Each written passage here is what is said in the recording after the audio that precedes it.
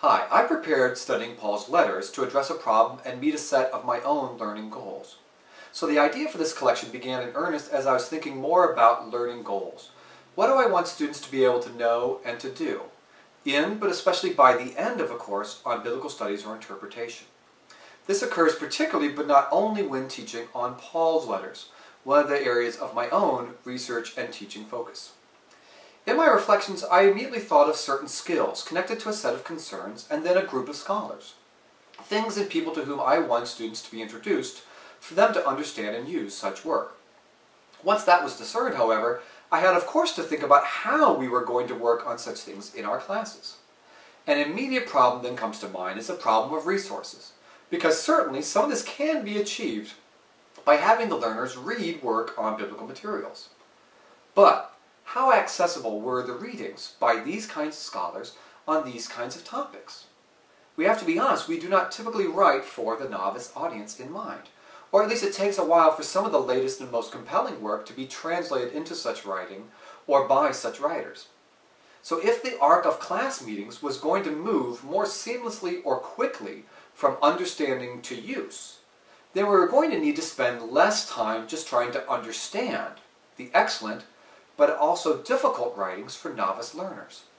So we need to kind of spend less time on that so we can get to spending more time on using, applying, adapting their ideas for our own purposes. So while the first matter is resolved, acquisition of skills, that can be developed with practice. The second matter, which resources do we use, required developing an aid for just such practice. The result then is this book. It's based around the fact that approach and context are crucial for understanding and using biblical materials, thus crucial for learning about them in any context.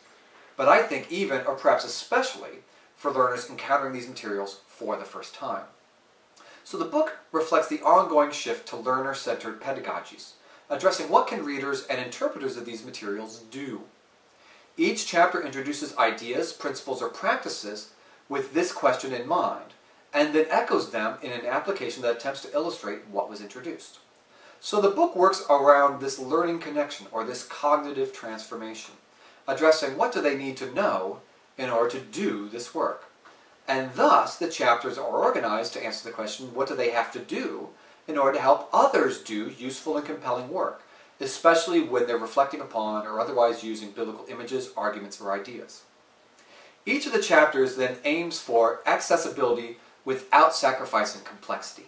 The entries are detailed enough to be accurate and illuminating, but focused enough to be accessible and clear.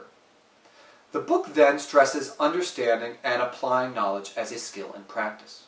The book conveys certain of the preliminary skills and presuppositions that come with time and effort it takes to become a biblical scholar, and these kind of traits and skills that we take for granted often, which really neither undergraduates nor seminary or early graduate students have yet.